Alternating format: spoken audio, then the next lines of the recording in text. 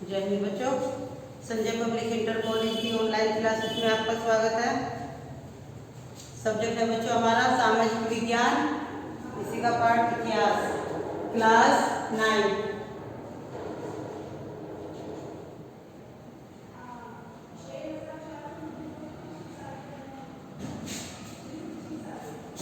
Class 9 chapter है हमारा फ्रांसीसी क्रांति। इससे पहले मैंने आपको फ्रांसीसी क्रांति का इंट्रोडक्शन दिया था। उसके बाद 18वीं सदी के उत्तरार्ध में फ्रांसीसी समाज की व्यवस्था बताई थी और उसमें चल रहा था हमारा फ्रांस की क्रांति के कारण। सामाजिक कारण हो गया था हमारा, अब चलेगा राजनीतिक कारण। इसी का सेकंड नंबर है राजनीतिक कारण। राजनीतिक कारण के अंदर ही पॉइंट है निरंकुश राजशाही। निरंकुश यानी कि राजा पर किसी भी प्रकार का अंकुश नहीं लगा होना, वो अपनी जो शासन चलाता था वो अपनी मर्जी से चलाता था। तो निरंकुश राजशाही यूरोप के अन्य देशों के समान फ्रांस में भी निरंकुश राजतंत्र था। राजा के हाथों में सारी शक्ति केंद्रित थी। राजा अपने आप को ईश्वर मानता था, अपने आप को ही वो भगवान मानता था कि जो भी मैं करूँ, जो भी इस देश में काम होगा वो मेरी मर्जी के खिलाफ नहीं होगा, जो मैं बोलूँगा वो ही कार्य होगा। तो उसकी इच्छा ही कानून थी। फ्रांस के बुर्बो वंश का सम्राट लुई 14वां दमपूर्वक कहता था, अपने बलपूर्वक कहता था, वंशानुगत यानी कि जो वंशज पहले वंश जो थे उनके बुर्बो, उनके पीढ़ी दर पीढ़ी वाला काम हो रखा था कि जो राजा है, अगर राजा इस वंश का बन गया तो आने वाला उसका भी, चाहे वो राजा खत्म हो गया है या कुछ भी है, तो आगे उनके आने वाले बच्चे उनको ही राजा बना दिया जाता, तो उनको ही राजगद्दी सौंप दी जाती थी। चाहे वो उम्र में कितना भी हो, 14 वर्ष का हो, 20 का हो, 25 का हो, तो ये कुछ उनकी परंपरा थी। क्योंकि उनके पास इतना सारा धन होता था, उनकी बराबरी करने के लिए कोई दूसरा व्यक्ति खड़ा नहीं हो सकता था। तो वो कहते थे, लुई 16वां का यह कहना था कि मेरी इच्छा ही कानून है। इस व्यवस्था में राजा की आज्ञा का उल्लंघन करना अपराध था, कोई भी उनका उल्लंघन नहीं करता था। सेकंड पॉइंट आता है हमारा राज दरबार की विलासिता।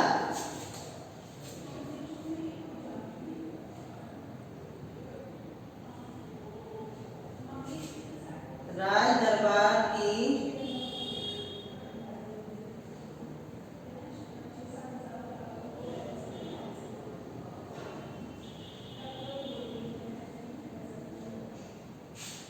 विलासिता।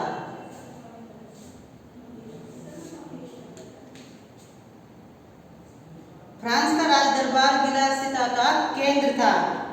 जनता से वसूला गया धन निम्नता पूर्वक, जो जनता से धन वसूला जाता था, राजा वो अपने आप पे खर्च करता था, अपने आमोद प्रमोद पर खर्च करता था।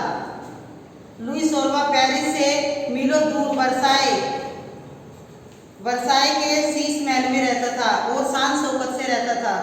उनकी जो पत्नी थी मैरी एंटोनेट, वो भी फिजूल खर्च करती थी, वो भी बहुत खर्चीली महिला थी।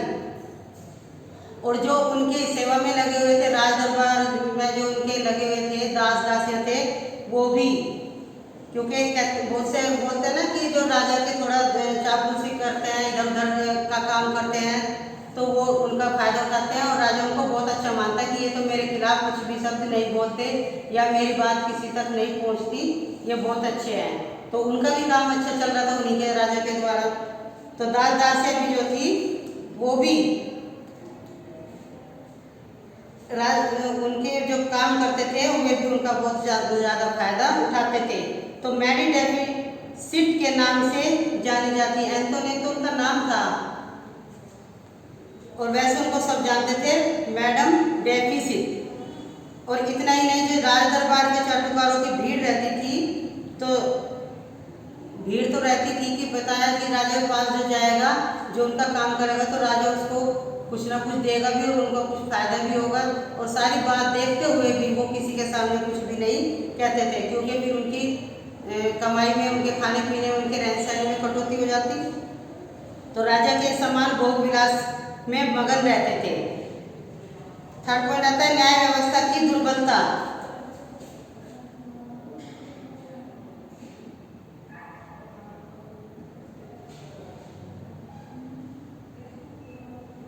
न्याय व्यवस्था की दुर्बलता।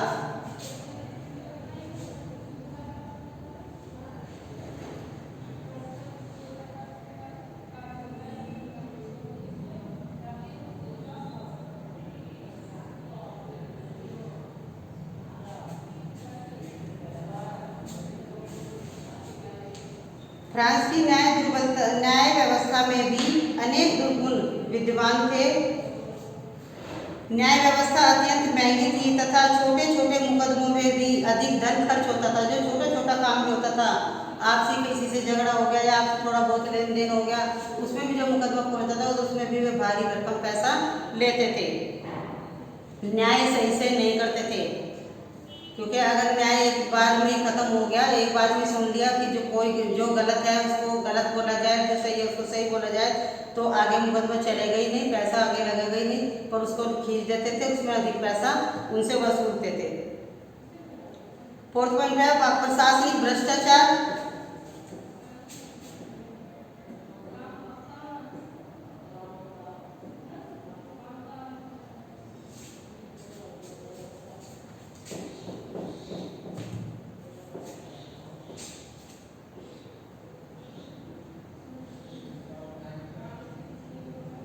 प्रशासनिक भ्रष्टाचार।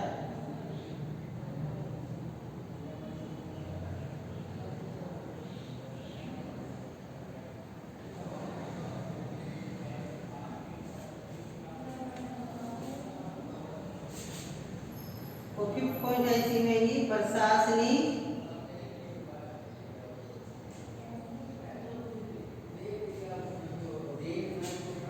अव्यवस्था।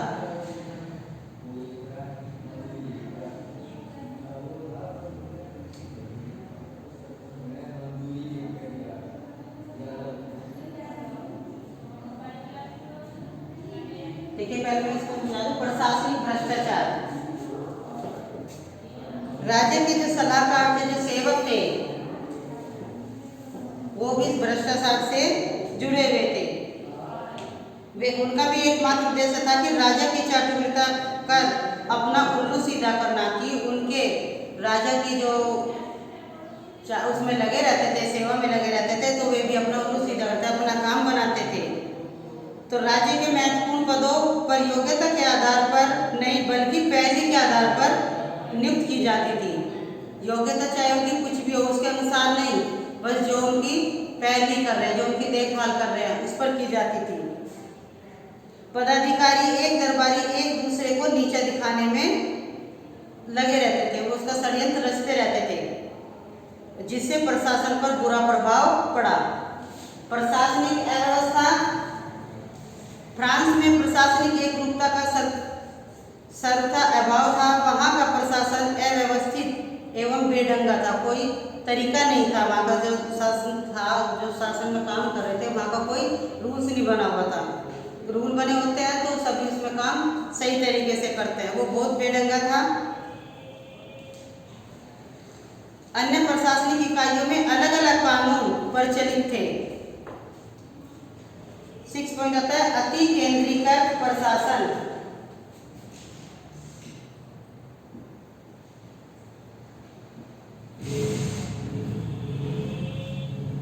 अति केंद्रीकृत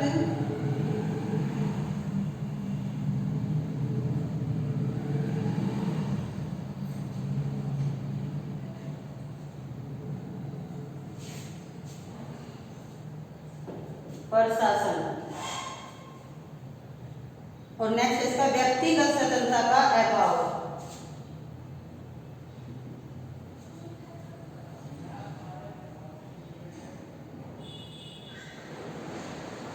व्यक्तिगत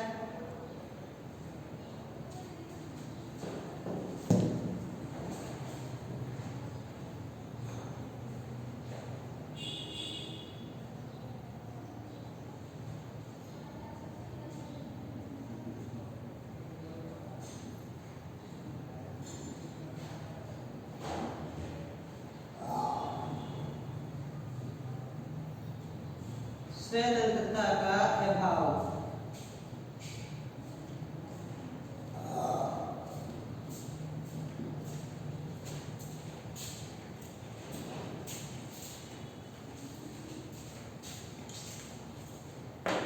फ्रांस की प्रशासनिक व्यवस्था की एक बड़ी दुर्बलता यह भी थी कि प्रशासन की सारी शक्ति राजा के हाथों में होती थी। जैसे मैंने पहले बताया कि वो राजा के हाथों में केंद्रित होती थी। उसकी इच्छा और सहमति के बिना कोई भी कार्य नहीं हो सकता था। अगर जो उनकी इच्छा होगी कोई कार्य वो करेंगे। जो उनको कानून बनाना ना बनाना या किसी से कर वसूलना, ज़्यादा लेना कम लेना, वो सब उन्हीं के हाथों में। वो सोचते थे कि मेरे बिना कोई भी कुछ नहीं बोलेगा, क्योंकि शिक्षित व्यक्ति जो थे वो बहुत कम थे और किसी को वे आगे आने नहीं देते थे। व्यक्तिगत स्वतंत्रता का अभाव। फ्रांस की राजनीतिक प्रशासनिक व्यवस्था में व्यक्ति की स्वतंत्रता के लिए कोई भी स्थान नहीं था। राजा के विरुद्ध भाषणों तथा लेखों के माध्यम से आवाज भी नहीं उठाई जाती थी। आवाज उठाते तो उनको किसी न किसी रूप में दंड जरूर दे देते थे। तो उनसे किसी न किसी रूप में उन पर मुकदमा चलाना या उनको जेल में डाल देना या उनसे दंड रख देना कि इतना पैसा आपको देना पड़ा, किसी न किसी रूप में उनको इल्जाकर रखते थे। अब पॉइंट आता है हमारा आर्थिक कारण। दो कारण बता दिए मैंने आपको, राजनीतिक कारण और सामाजिक कारण। अब आता है आर्थिक कारण।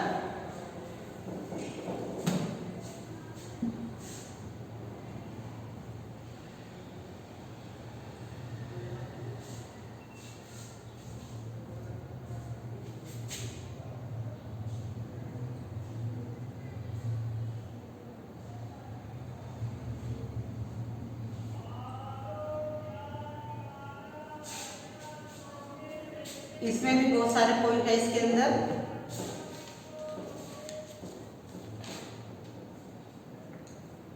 तो पहला पॉइंट है इसमें कर वसूली करना। जो कर लगाते थे, जो किसान लोग या कोई वैसे पैसा लेते थे साहूकार से, उस पर ब्याज ज़्यादा लेना। ज़्यादा या कम लेना, कम की तो कोई बात ही नहीं होती थी और बढ़ते रहता था। पर फ्रांस में कर निश्चित नहीं थे, अर्थात इन्हें इच्छा अनुसार बढ़ाया जा सकता था। टैक्स वसूलने का काम ठेके पर दिया जाता था और ये ठेकेदार टैक्स फॉर्मर मनमाना कर वसूल कर स्वयं अधिक से अधिक धन कमाते थे। कोई फिक्स नहीं था, लिखित में नहीं था कि इतना कर इनसे लेना ही है। और वो धन वसूलने में जो ज़्यादातर धन किससे वसूला जाता था? किसानों से। किसानों पर बहुत ज़्यादा अत्याचार होते थे। सेकंड पॉइंट है इसमें अव्यवस्थित अर्थव्यवस्था। फ्रांस की अर्थव्यवस्था अव्यवस्थित थी, कोई व्यवस्था थी नहीं। राजकीय आय तथा राजा की व्यक्तिगत आय में अंतर नहीं था। किस स्रोत में कितना धन आता है, कि कितना धन आना चाहिए या कितना नहीं लेना चाहिए। धन आ गया तो इस धन को किस जगह लगाना चाहिए, क्योंकि जो राजा था वहाँ का वो ज़्यादातर अपने ऊपर ही खर्च करता था और किन किन मदों में उन्हें खर्च करना चाहिए यह निश्चित नहीं था। इसी कारण निश्चित योजना के अभाव में फ्रांस में आर्थिक तंगी की स्थिति उत्पन्न हो गई। इसी में थर्ड पॉइंट है बेकारी की समस्या। बेकारी की समस्या ने भी आर्थिक स्थिति को दयनीय बना दिया। इसने भी जो बहुत इस स्थिति में भी औद्योगिकरण के कारण घरेलू उद्योग धंधे बंद हो गए थे। इसमें जो कारीगर और जो मजदूर होते थे वे क्रांति के समर्थक बन गए। क्रांति के समर्थक तो बनते जब उनको कुछ भी नहीं मिलता था, तो थोड़ी थोड़ी आवाज़ भी किसी ने उठानी शुरू करी। अगर सभी एक साथ मिलकर कोई कार्य करवाने की इच्छा करते हैं या मांग को रखते हैं तो वो जल्दी नहीं तो थोड़ा बहुत लेट तो हो सकती है, पर वो मांग बहुत कुछ तो होती है पूरी। दोषपूर्ण कर व्यवस्था। फ्रांस की कर प्रणाली दोषपूर्ण थी। समाज के प्रथम दो वर्ग कर मुक्त थे। वो कौन कौन से थे? जबकि कर का सारा बोझ तृतीय वर्ग विशेषतः किसानों पर था। इससे पहले भी मैंने आपको बताया कि किसान इसमें ज़्यादा पिसता था, किसानों से ज़्यादा वसूली की जाती थी। इसी कारण कहा जाता था कि फ्रांस में पादरी पूजा करते हैं और कुलीन युद्ध करते हैं और जनता उसका कर देती है। जब युद्ध होता है जो उसमें नुकसान होता है उसकी भरपाई कौन करता है? जनता करती है, जनता से वसूला जाता है सारा। इसमें पॉइंट आता है व्यापारिक एवं व्यावसायिक अवरोध। अव्यवस्थित अर्थव्यवस्था में व्यवसाय एवं वाणिज्य का विकास भी ठप हो गया। किसी तरह का कोई विकास नहीं हुआ, कोई कार्य आगे नहीं बढ़ा और अनेक प्रकार के प्रतिबंध लगे हुए थे। उन्हें प्रत्येक प्रांत, जिला, शहर और स्थान में विभिन्न प्रकार के कर देने पड़ते थे। सैन्य असंतोष, जो सैनिक जो थे वो भी संतुष्ट नहीं थे। जो फ्रांस का सैनिक वर्ग जिसमें अधिकांश किसान थे वे तत्कालीन व्यवस्था से असंतुष्ट थे क्योंकि उन्हें नियमित वेतन नहीं मिलता था और क्रांति के समय भी सैनिकों को बहुत दिनों तक वेतन, उनका जो वेतन होता था वो बकाया रहता था। इसके अतिरिक्त सैनिकों के भोजन वस्त्र का भी समुचित प्रबंध नहीं था। अब पॉइंट आता हमारा बौद्धिक कारण।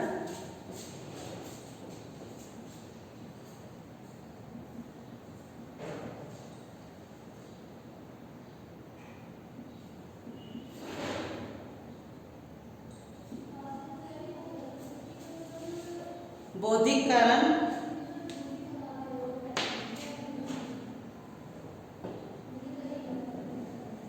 फ्रांस की क्रांति में फ्रांस के जो बौद्धिक वर्ग की महत्वपूर्ण भूमिका थी वो फ्रांस में अनेक दार्शनिक, विचारक और लेखक हुए।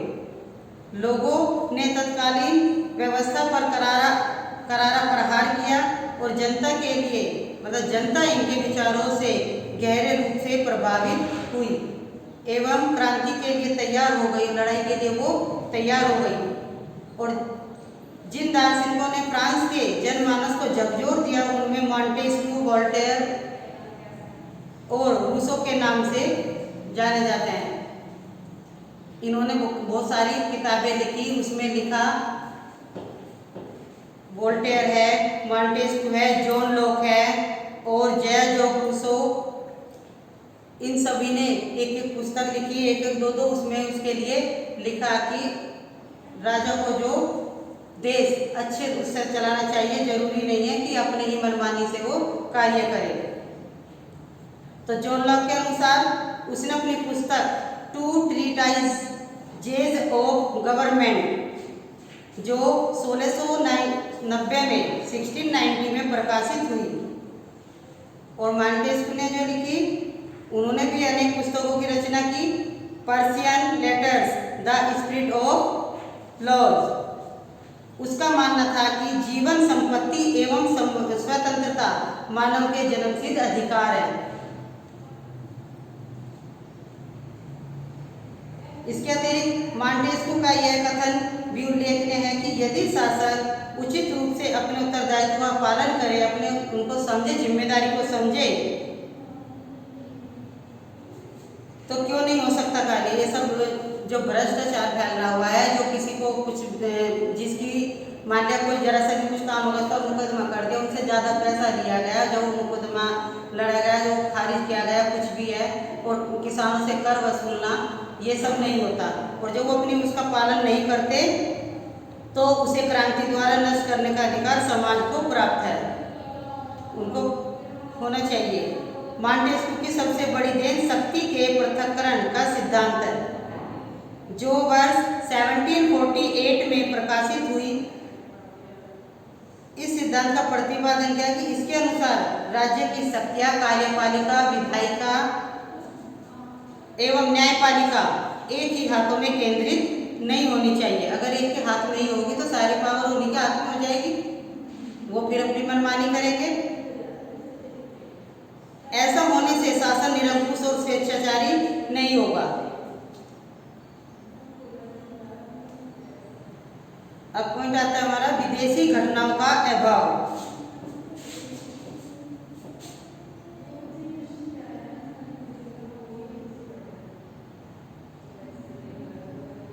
विदेशी घटनाओं का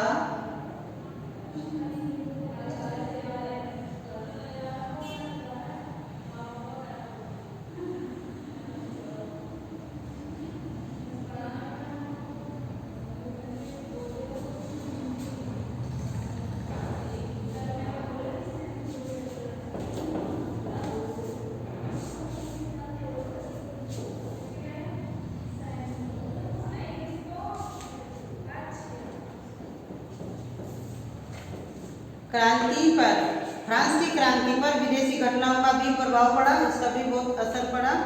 फ्रांस की क्रांति के पूर्व ही वर्ष 1688 में इंग्लैंड में गौरवपूर्ण क्रांति हो चुकी थी।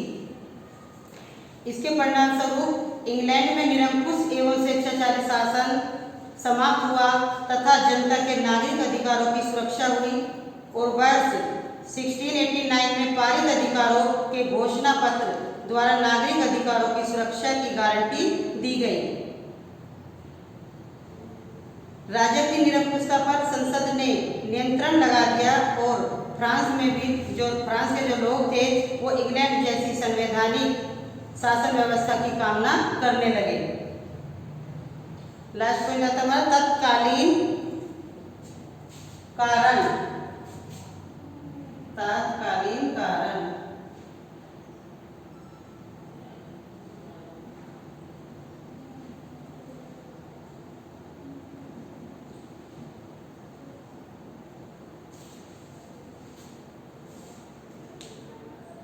तत्कालीन कारण कहते हैं जो लुईस ओल्वे थे वो अयोग्य थे, वो योग्य नहीं थे, राजगद्दी पर बैठने के लायक नहीं थे। उन्होंने उनकी उम्र जिस टाइम वो राजगद्दी पर बैठे वो 20 वर्ष की आयु थी उनकी। तो कारण ये बना कि वो अगर योग्य होते तो इतनी दिक्कत नहीं होती, उनको शासन चलाने का इतना ज्ञान नहीं था। तो 20 वर्ष की आयु में वर्ष 1774 में वह गद्दी पर बैठा। उसमें प्रशासनिक अनुभव नहीं था, उसे किसी भी तरह का अनुभव नहीं था कि शासन कैसे चलाया जाता है। वो अपनी इच्छा शक्ति के कारण अपनी इच्छा से ही चला रहा था, जैसी उसकी मर्जी ऐसे ही। और जिस कारण वह प्रशासन चलाने में असमर्थ था, उसका सारा समय भोग विलास में व्यतीत होता था। जो उनकी रानी थी एंटोनी, वो भी बहुत खर्चीली फिजूल खर्च करती थी, उसका भी कोई ऐसा सहयोग नहीं था कि शासन किस तरह से चलाया जाना चाहिए ताकि आम जनता को कोई दिक्कत ना हो।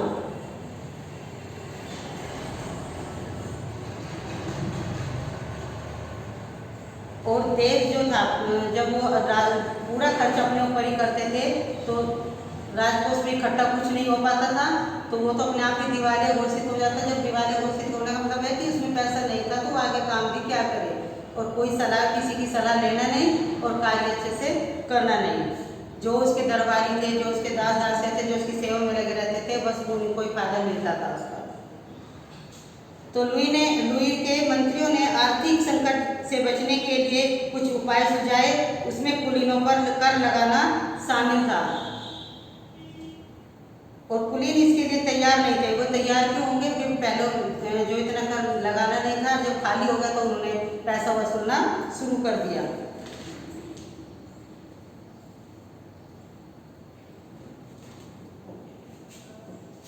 ये बच्चों सारे कारण बताए गए। अब इसके बाद आता है फ्रांस में क्रांति होने के विशिष्ट कारण। जो बड़े कारण थे और भी कारण आने जा रहे। विशिष्ट कारण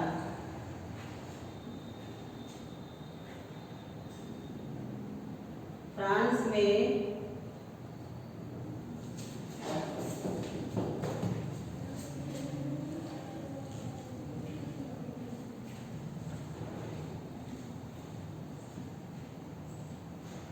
क्रांति होने के विशिष्ट कारण।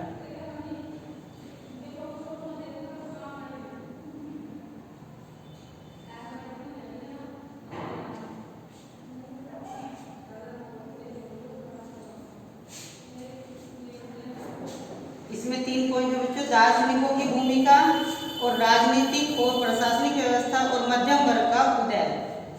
दार्शनिकों की भूमिका,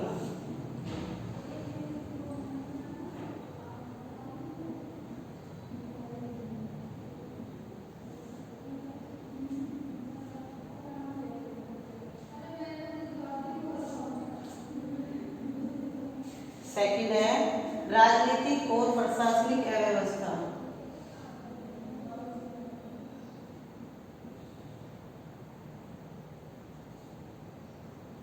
राजनीतिक और प्रशासनिक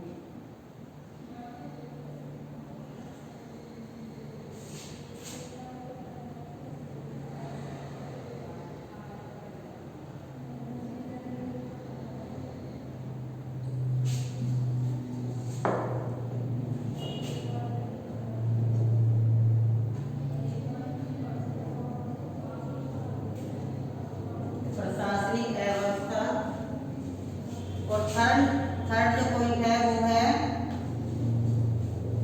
मध्यम वर्ग का उदय।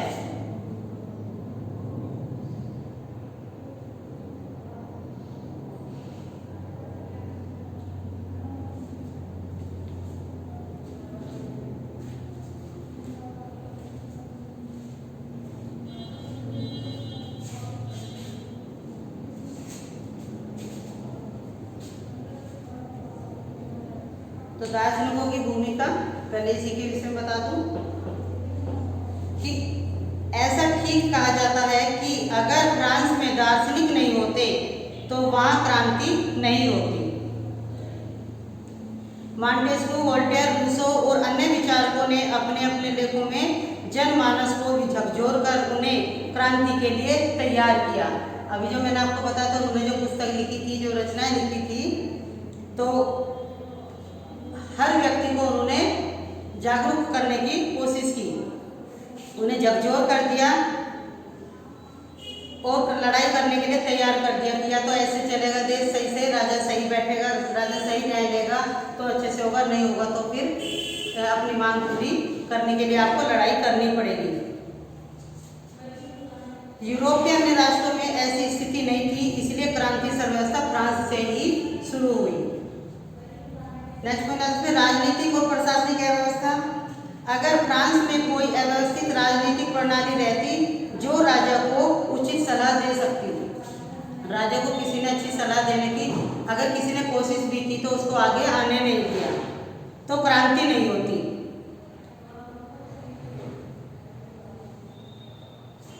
थर्ड पॉइंट है मध्यम वर्ग का उदय, जो बीच का व्यक्ति होता है, या तो ऊंचे या बिल्कुल निम्न में या बीच में। तो मध्यम वर्ग का जो उदय हुआ, फ्रांस में एक सशक्त और जागरूक मध्यम वर्ग का उदय हो चुका था। इस वर्ग में अनेक विख्यात लेखक, विद्वान और दार्शनिक थे।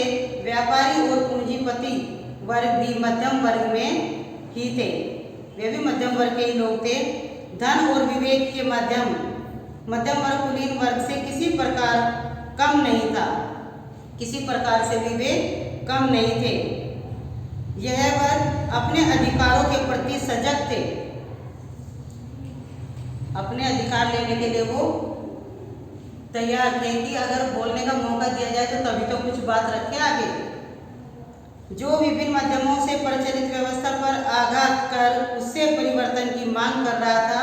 इतना ही नहीं, मध्यम वर्ग अपने विचारों का प्रचार जनता में भी कर रहा था, जनता को भी जागरूक कर रहा था कि जनता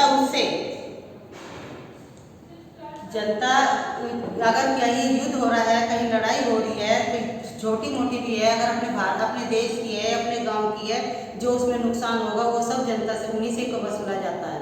किसी ना किसी रूप में पैसा देना पड़ेगा जनता को ही। इसी का लास्ट पॉइंट आता है अयोग और अविवेकी राजा। फ्रांस की क्रांति को लाने में बुर्बो राजवंश के राजा लुई 16वां को भी उसकी भी अहम भूमिका थी। मैं आपको पहले बताया कि वो योग्य राजा नहीं था, 20 वर्ष की आयु में वो राजगद्दी पर बैठ गए थे, तो उसे शासन चलाने का ज्ञान नहीं था।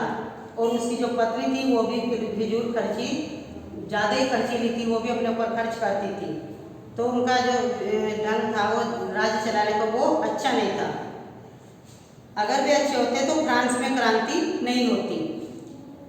तो बच्चों ये बस यहाँ तक ही है, वीडियो देखते रहिए, याद करिए, बहुत सारे इसमें हेडिंग है, बहुत सारे पॉइंट है, उनको याद करिए और सन को याद रखिए। सन याद होगा इसमें तो आप सन को याद करके पता लग जाएगा कि किस राजा ने किस सन में क्या काम किया। धन्यवाद।